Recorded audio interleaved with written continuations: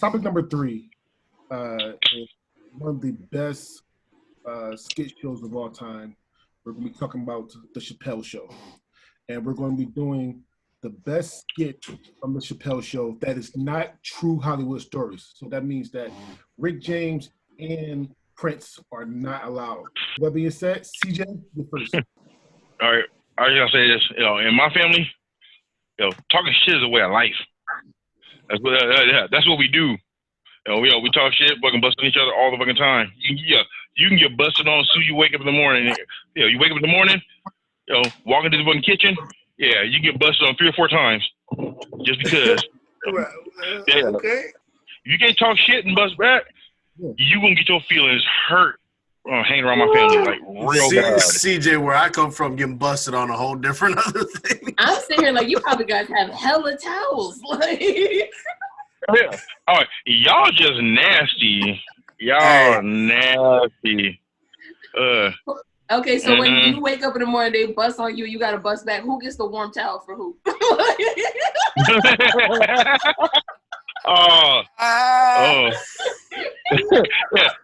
Hey, y'all said I was gross. No. You have to fucking talk shit like hard real quick.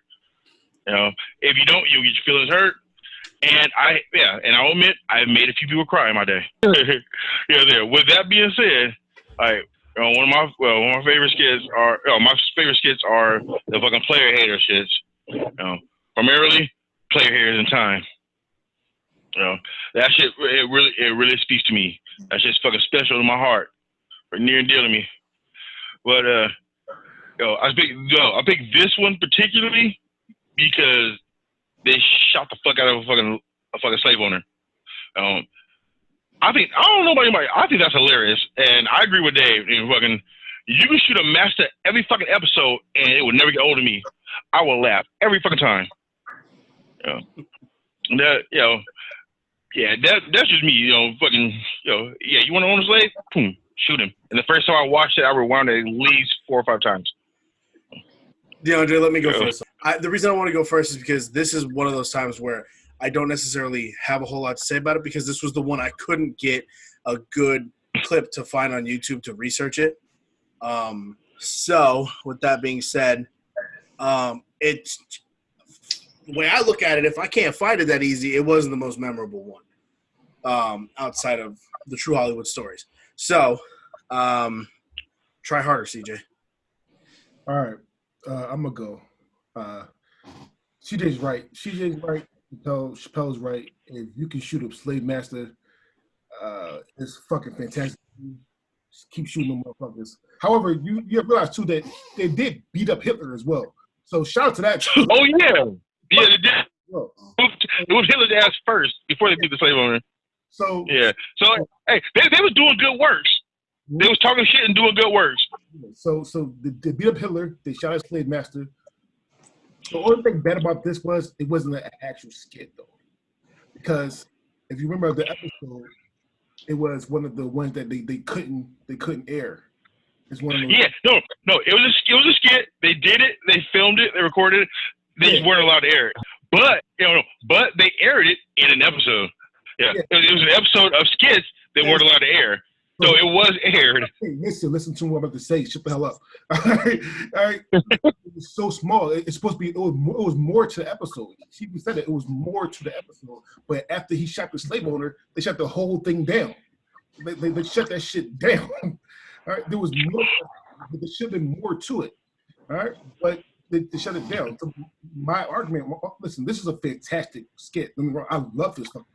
I'm sorry. I just watched it yesterday and I keep playing it in my head. I'm sorry. This is fucking hilarious.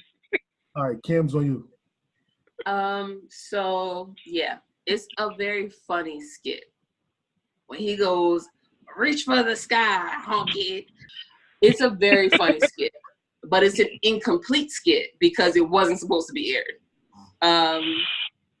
It's hilarious. Because the slaves in the background, like, when we gonna be free? He's like, how about nowish? Bam. And so I'm just like, it's funny. Obviously, Dave Chappelle rarely does stuff that I don't find funny. So this whole category is going to be me picking out little things. Yeah. But yeah, I kind of really wish I would have known what the fuck else he had planned for that skit. He pretty much gets to that part, maybe. No, I think that's the end. And then it comes back to him on stage, and he says, "Yeah, right then it came to a screeching halt." And they told him they weren't doing that, which I think is hilarious. All within itself, like, oh, y'all okay with every other type of death on TV except this one. Yeah. All right. Yeah. But nonetheless, it was incomplete, and so it gets an incomplete. Yeah. So yeah, that's fucked up. Though. Yeah, they actually killed a bunch of people on that show. But Susie killed a slave over it. No, we can't do that. Yeah, no, that's fucked up. All right. I'm gonna go mine next. First one first is the fear factor. With Tyrone. He's like, so, "Hey, drunk. I smoke rocks." The second one, the piss on you video. I'm gonna piss on you. I know that one. Piss on you video is hilarious. Yeah. Yeah. No, we did the remix. Yeah, it's a remix edition about pissing on bitches.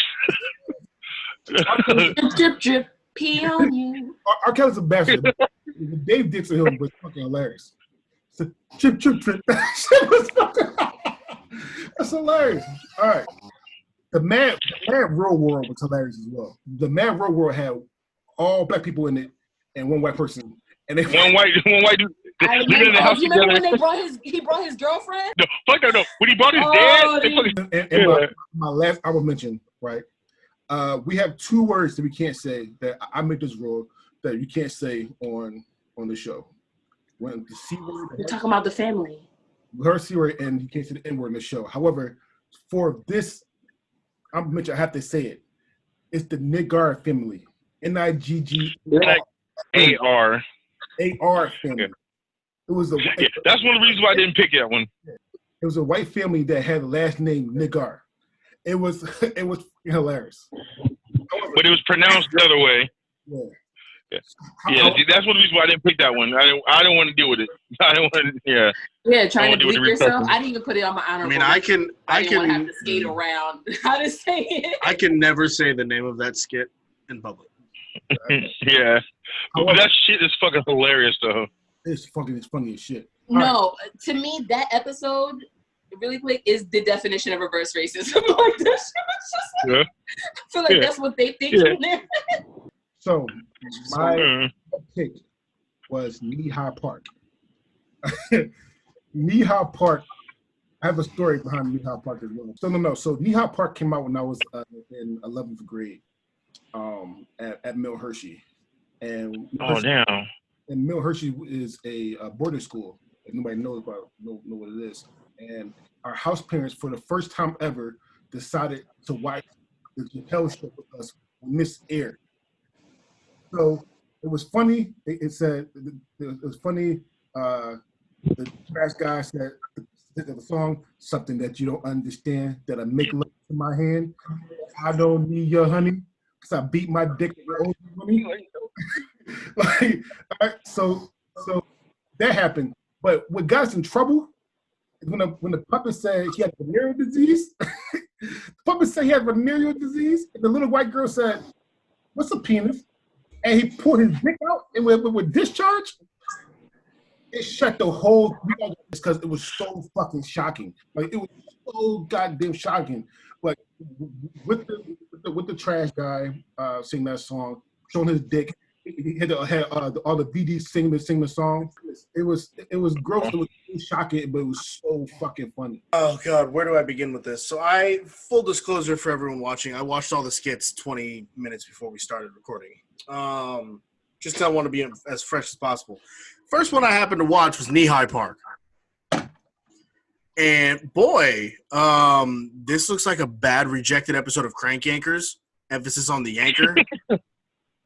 It's got puppets. It's got herpes. It's got gonorrhea. It's got crabs. It's got little kids. I don't know if that was a good way to put it. It's got crabs. It's got kids.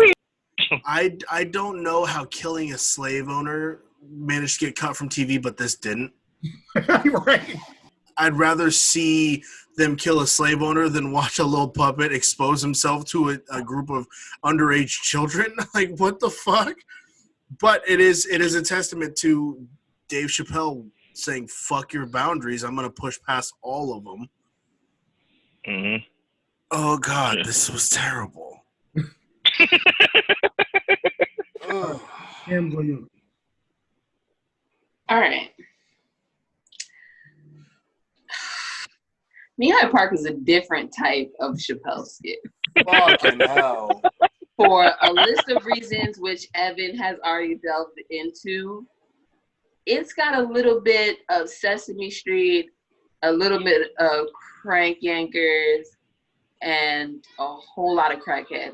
It's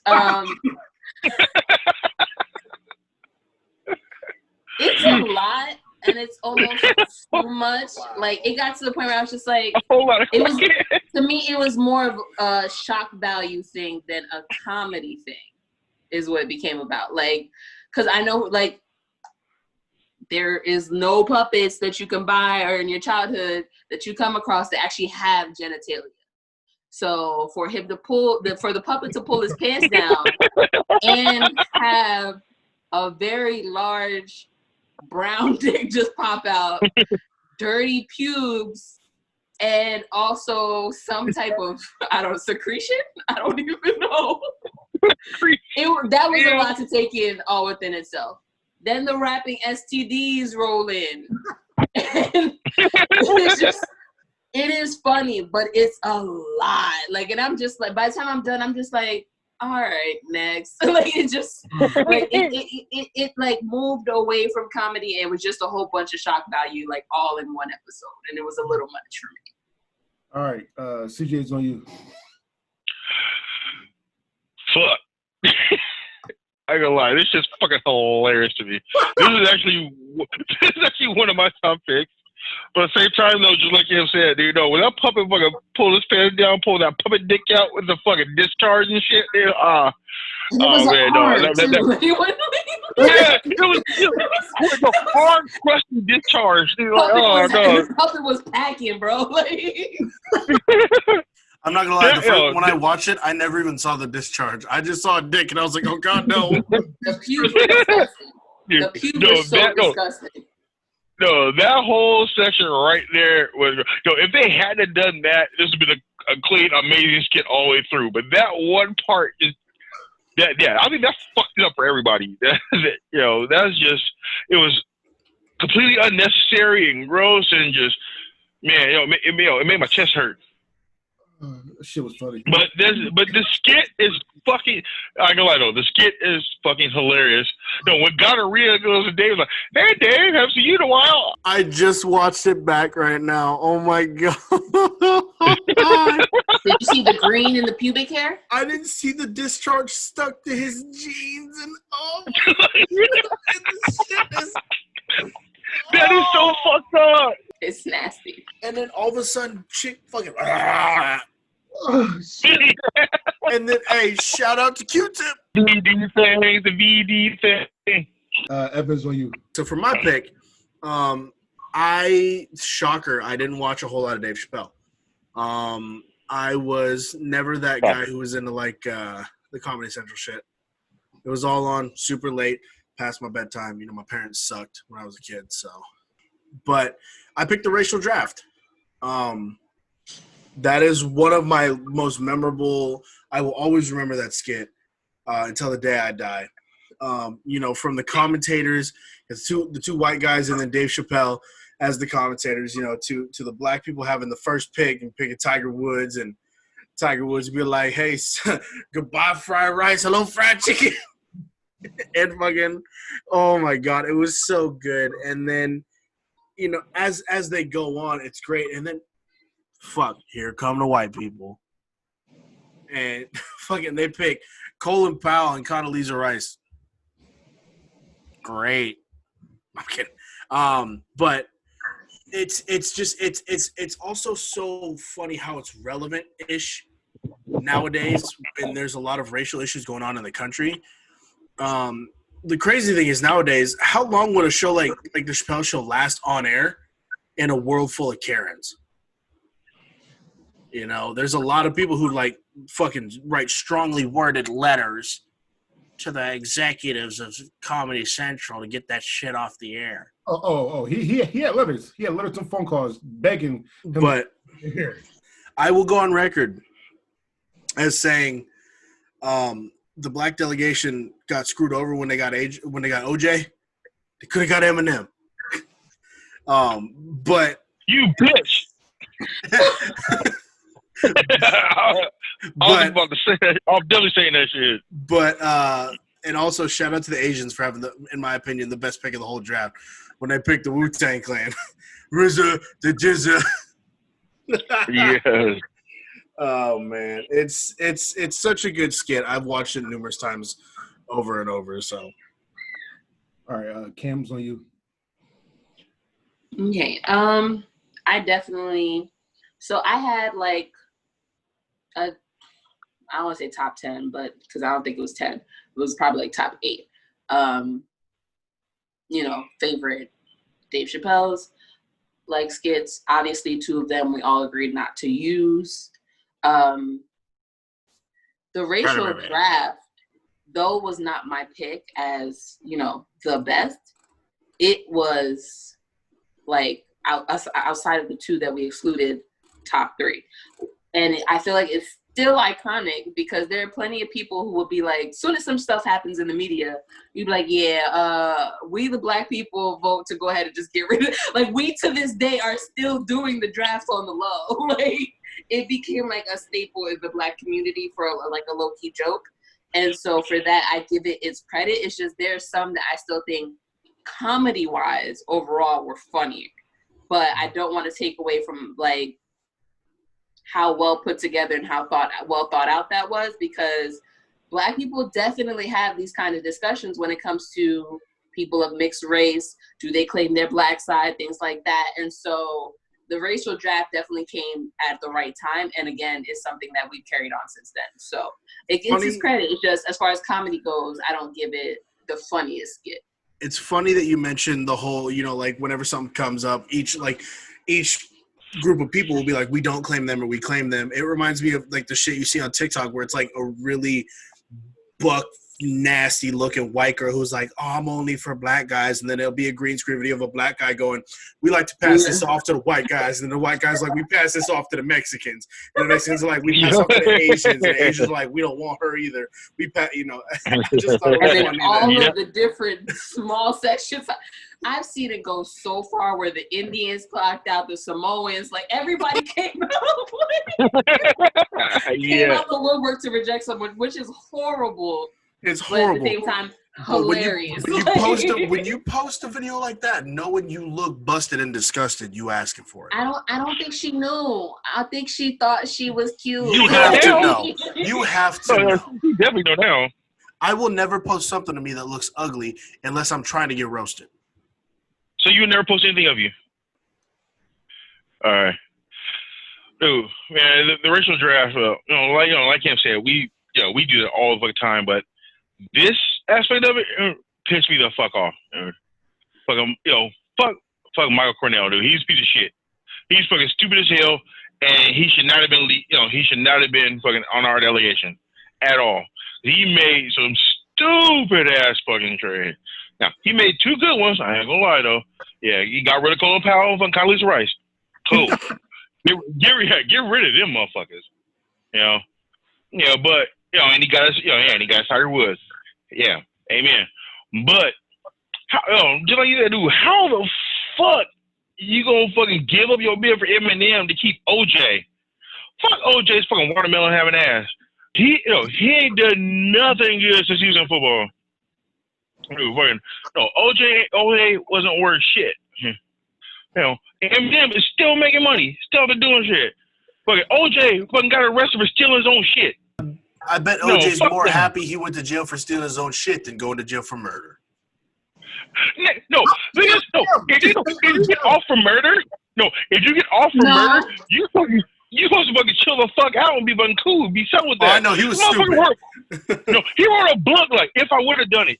You dumb You dumb bobblehead ass motherfucker. And if I remember the episode correctly, OJ was an attachment for an agreement. He was just like, "No, you can't have them." They're like, "Oh, well, you can have them, but you gotta take OJ too." And it was like, "Okay."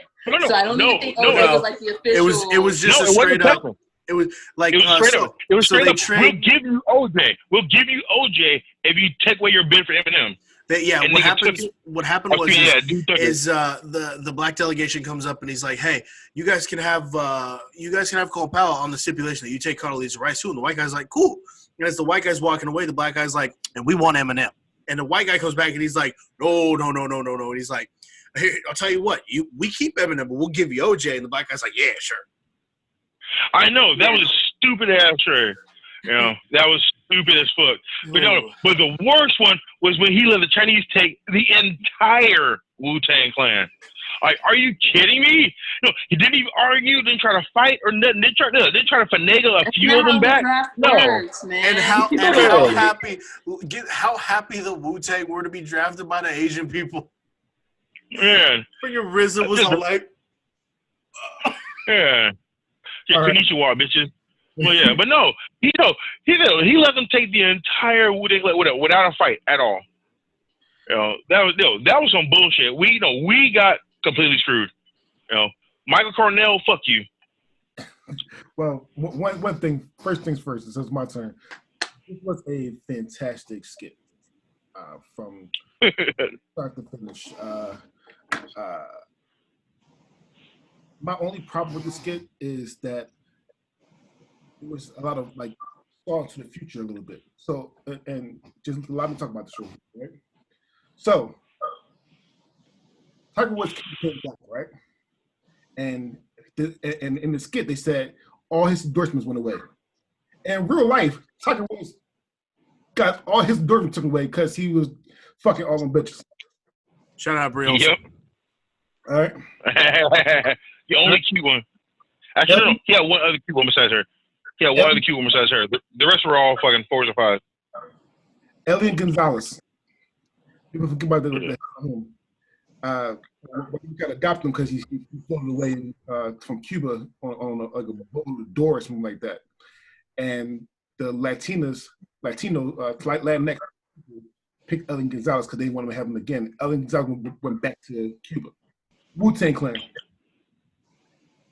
Didn't RZA make 2 karate movies? Yes. Yeah. He was in the Man with the Iron Fist. And 2, Man Iron Fist 2. Yep. Yeah. Yeah, he made 2 karate movies. It was Russell Crowe. Yeah. Dave Bautista. The only bad thing about it was that it was too foreshadowing. Like everything that they said in that draft, like basically came. It was like an episode of The Simpsons. Yeah, basically came fuck true. It was like shit. Hey, you can't blame him for being smart, like, and calling that shit. Yeah, you can't be mad at him because he's a genius. Oh, I'm not mad. I'm not. Listen, that's my only way to disqualify this skit. This skit is fucking amazing. I can't. It really is though. Yeah. It really is. And last but not least, Cam, your skit. I do want to start by giving an honorable mention to the Bad Boy skit that Dave Chappelle did. It became a staple between me and my best friend. You too close, man. You too close. Dylan. And Dylan. I spit hot fire. You want some hot fire? It was because at the time, like, obviously making the band was super huge. Diddy definitely had people doing the most stupidest things. And so for Dave Chappelle to like feel comfortable enough to make fun of the most obvious fucking things that we were all thinking, which is I feel like most of his skits are. We're all thinking it. He just has the fucking guts to say it. For real. And so I had to definitely drop that honorable mention. But my skit of choice is the Clayton Bigsby skit. If you're not familiar, oh my God. It is a skit about a prominent KKK member who has written books and is iconic, and no one has seen his face. And surprise, he's a blind black man. So it goes through the whole thing of how he never figured out he was black. No one wanted to tell him. He grew up in a home for blind kids, and he was the only black kid. So they figured, well, no one can see you. Why tell you? No one's gonna know. So between that, obviously as a writer, people don't have to see your face, especially if you're writing things that are racially. Yeah, no one cares. It's not right.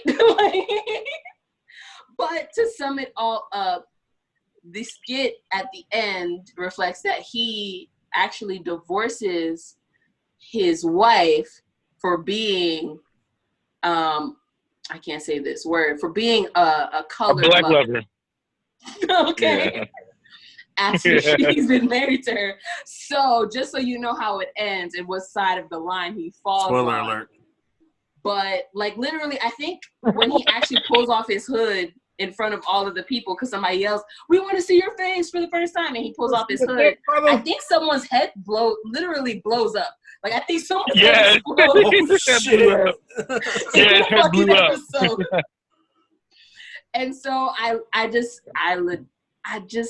it was too funny of a fucking clip. Like when he's at the gas station and he doesn't know that all the white people are surrounding him talking to him. He's like, "Yeah, get that monkey." He was talking to, and they're looking at him like, "Monkey buddy." What? They're like, we're talking to you." Like it's so fucking hilarious. Like I never thought of that as a fucking scenario. It was too hilarious for me. That was my pick. Can't tell me nothing about it. All right, CJ, you're first. All right. I ain't gonna lie, that's just funny as hell. Man, that's just fucking hilarious. Dude. Like the whole premise, everything is just amazing. Dave Chappelle's genius. Yeah, the only thing I can fucking say bad about it is fucking. I hate the fact that none of those racist ass bastards, got their ass whipped or shot.